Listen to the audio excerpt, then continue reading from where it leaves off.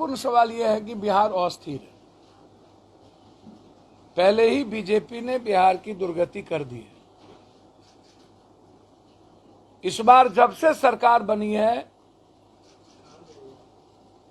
BJP गठबंधन की, तब से आयो राम गयो राम, आयो राम गयो राम, अब जाएगी कब जाएगी, अब जाएगी अब जाएगा, अब जाएगा अब जाएगा, डिप्लोमेसी हो गई, यहां आ गया वहां चला गया। मतलब कंप्लीट रूप से वैसे ही पूरा बिहार अस्थिर है।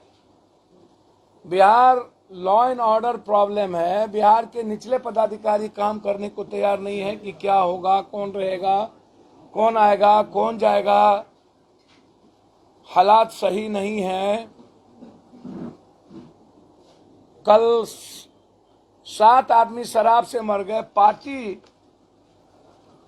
पार्टी हो रही है शराब की, उसमें 2 लोग मर गए। आपको आश्चर्य होगा इसमें, किसमें पार्टी शराब की, और उसमें 2 लोग मर गए और पुलिस कह रही है कि शराब की कोई पार्टी नहीं, और पार्टी पूरा वायरल है। 15 लोग मर गए, 15 लोग, लगभग 13 नहीं है, वहां 15 मरे हैं छपरा में। कफन तक के लिए पैसा नहीं था। कफन के पैसे भी पप्पू यादव को देना पड़ा। सिवान में जेल में मारते मारते पुलिस ने एक यंग लड़के को मार दिया, मारते मारते। आपको आश्चर्य होगा। ये देखिए, ये सब शराब की पार्टी चल रही है। पूरा बोलबम वाले एक पूर्व पंचायत समिति शराब का पार्टी चला रहा है, ये देख लीजिए। और पूरा प्रशासन लगा हुआ है इसको खत्म कर देने, हर जगह। अब डेली मर्डर तो आप समझिए। आज मैं जा रहा हूं औरंगाबाद, जहां सुजीत मेहता जिला पार्षद को 7 गोली मार दिया गया। अभी मैं औरंगाबाद जा रहा हूं। कोई भी काम करने को तैयार नहीं है। पुलिस गुंडई पर उतर चुकी है और कंप्लीट अपराधी और माफिया निरंकुश है।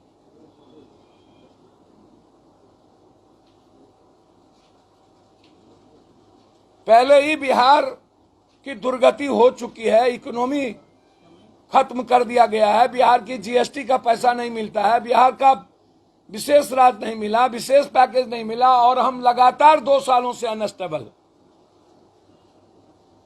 हम नीतीश जी से आग्रह करेंगे कि या तो आप घोषणा करिए कि जो सरकार है वो सरकार अस्थिर है, हम उसमें रहेंगे और ये सरकार सस्टेन करेगी। चिराग जी हो या कोई जी, उसकी क्या हिम्मत मॉडल बनने की। इस कंट्री में बीजेपी और आरएसएस के बगैर चिट्ठी भी इधर सुधर कर सकती है। जिसके पास ईडी, जिसके पास सीबीआई, जिसके पास मरवाने की बड़ी ताकत, सरकार तोड़ने की ताकत। असम में भी बंगाल का सीआईडी गया, पहले ही वहां असम पुलिस बैठी हुई थी।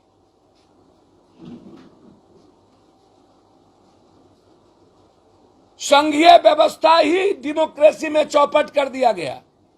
लोकतंत्र है क्या? सीआईडी को जांच से दिल्ली पुलिस रोक दी।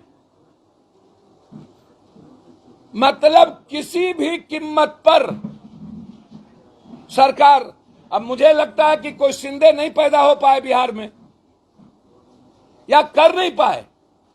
नीतीश जी को करना मुश्किल था, जैसे छत्तीसगढ़ और राजस्थान में नहीं कर पाए, वैसे नीतीश जी को नहीं कर पाए। तो लगातार नीतीश जी को टॉर्चर। मैं आरसीपी सिंह जी पर कुछ देखिए, यदि आप नेताओं की संपत्ति की बात करेंगे तो सबसे ज्यादा संपत्ति तो सत्ता पक्ष के पास है, और हम तो चाहेंगे कि नीतीश जी आर्थिक अपराध से सबकी संपत्ति, सारे मंत्री की संपत्ति जांच करा दे कि किनके पास कितना संपत्ति है।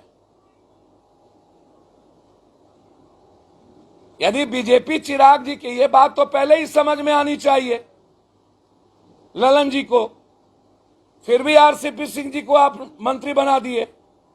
और ये बात आपको उस वक्त समझ में आनी चाहिए कि आरसीपी जी मोहरा हो चुके हैं।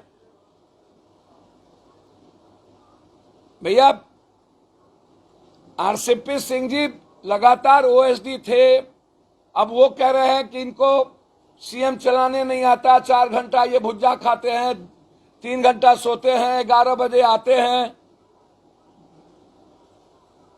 अब ओएसडी पीएस भी ज्ञान देने लगे। कितना भी खराब हो जाए नीतीश जी, पर्सनल लेवल पर नीतीश जी के ईमानदारी पर चैलेंज नहीं की जा सकती, ईमानदारी पर। नहीं तो ये बीजेपी कभी बकस्ती किया, ईडी और सीबीआई आज तक नीतीश कुमार को छोड़ देते, कहीं ना कहीं घेरने का प्रयास, क्योंकि पीए होंगे उस वक्त आरसीपी। जब स्लीपर घोटाले की बात आ रही थी तो उस वक्त ओएसडी आरसीपी ही थे। तो हो सकता है जो बिजली मंत्री हैं आरा वाले, उसी तरह इनके पास भी कोई कागज हो। ये लोग तो साथी होते हैं।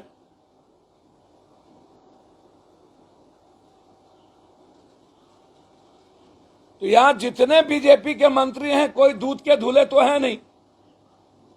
और सरकार जब आप कर्नाटक, मध्य प्रदेश, महाराष्ट्र, झारखंड का तोड़ रहे हैं तो ईडी की जांच तो आप पर भी होनी चाहिए। और 8 सालों में 1 to 5 में जो आया है उस पर भी ईडी की जांच होनी चाहिए। ईडी विपक्ष के लिए ही स्वतंत्र क्यों है? सर्वोच्च न्यायालय की आंखें सबके लिए खुले ना। विपक्ष के पास ही अकूट संपत्ति है और लगातार जिस तरीके से कांग्रेस महंगाई से लड़ रही है, पप्पू यादव महंगाई से और बीजेपी राहुल गांधी से लड़ रहा है, इनको महंगाई मुद्दा नहीं है।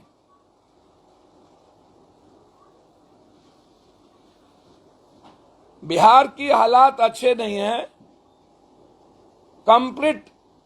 मुझे लगता है कि 2024 तक अब बिहार की राजनीतिक अस्थिरता बिहार के डेवलपमेंट को, बिहार के इकोनॉमी को, बिहार के 14.5 करोड़ लोगों को सामाजिक आर्थिक रूप से अव्यवस्थित रखेगा। हम उम्मीद करते हैं कि जो लगातार आज हुआ कल हुआ, आज हुआ कल हुआ, ऐसा होगा वैसा होगा, और ये जब मान ही लिया गया है कि नीतीश कुमार जी को बीजेपी किसी भी कीमत पर मौका देने को तैयार नहीं है, अब बकसने को तैयार नहीं है। 2024 तक उनकी मंशा है इसको किसी तरह ले चलो, उसके बाद जब है करो। तो नीतीश जी को पहले ही अपना निर्णय लेना चाहिए। और जो देश के हालात है बीजेपी के खिलाफ, चाहे डॉलर को लेकर के हो, चाहे 1150 लेके हो, चाहे स्विस बैंक काला धन को लेके हो, चाहे महंगाई को लेके हो, चाहे चीन की जमीन पर कब्जा को लेकर के हो, चाहे अग्निवीर को लेकर के हो, पूरा देश किसान के एमएसपी और मुआवजा को लेकर के हो नरेंद्र मोदी जी के पॉलिसी के खिलाफ है। माहौल सही नहीं है। यह वक्त है नीतीश कुमार जी को, सही समय है। यदि कोई कहता है कि 7 जन्म में नहीं पीएम हो सकते, हमें इसको, अब पप्पू यादव को भी शौक है सीएम बनने का, हमारे मन में भी है कि हम पीएम बने। किसको शौक नहीं होगा अरबपति और अदानी बनने का, पीएम बनने का? 4 बार सीएम है और वक्त पर निर्णय लेते हैं तो कभी कुछ भी क्लिक कर सकता है। और आज ये वक्त है, ये वक्त है नीतीश कुमार जी के निर्णय लेने का। देश आज के डेट में उब चुकी है। जो आज देश को बचाने के लिए निर्णय लेंगे वो कल के हीरो होंगे।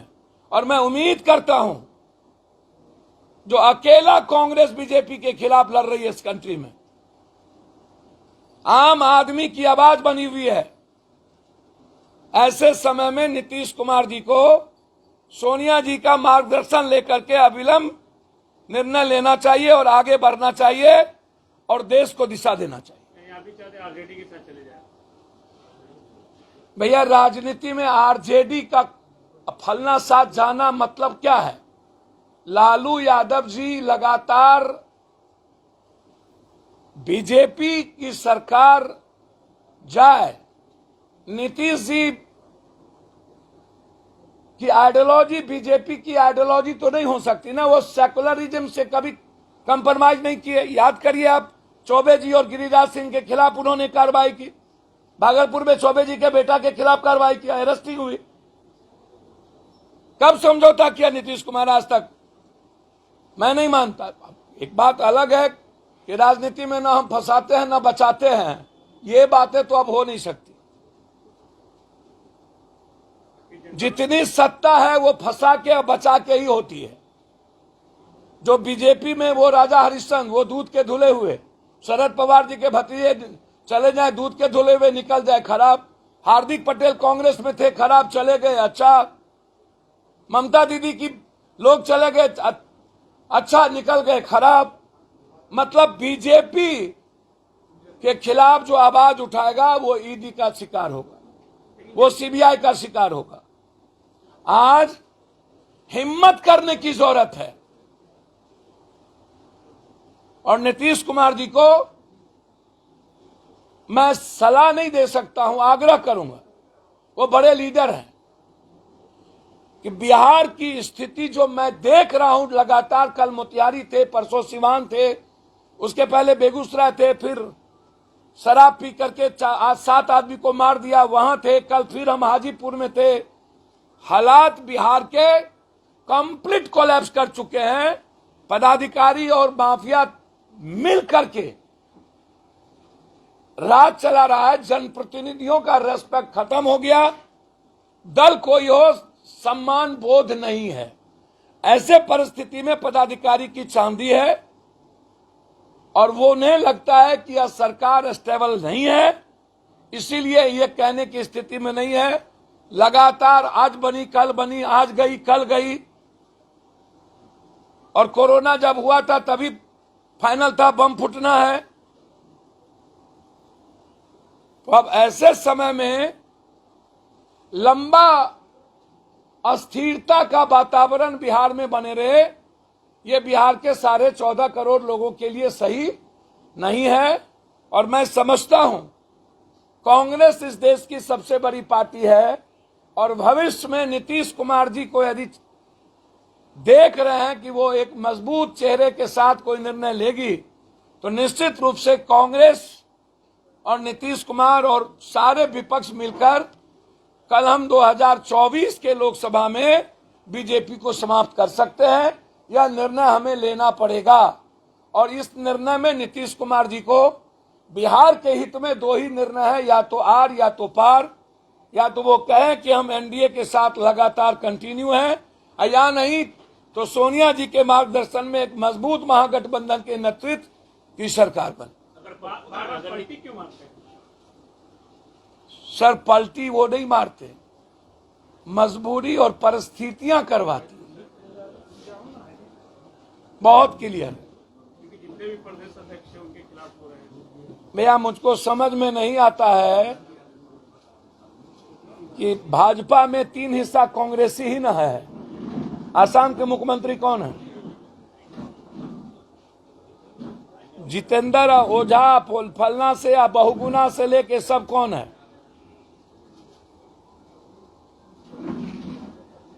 आप उठा के देखिए ना। लेकिन आप कांग्रेस की बात करें, आपको लगता है आरजेडी कांग्रेस को तवज्जो दे रही है?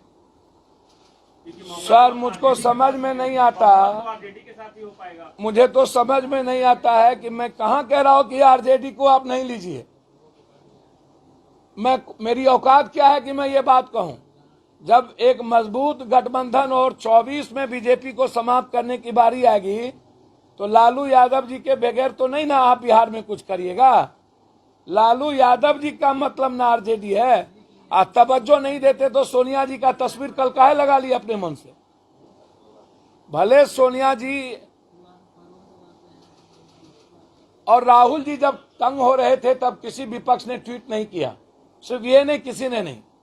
लेकिन जब आप देर आए दुरुस्त आए, जब आपकी कुंभकर्ण की नींद टूटी, जब पूरा देश में कांग्रेसियों को धुन दिया गया पप्पू यादव को, तब आप पॉलिटिकल इवेंट्स करने आए, तब भी तो आपने सोनिया जी को लगाया ना। कांग्रेस के बगैर भी भारत में बीजेपी को आप शीर्षक नहीं दे सकते, इसको सादे कागज पे लिख लीजिए।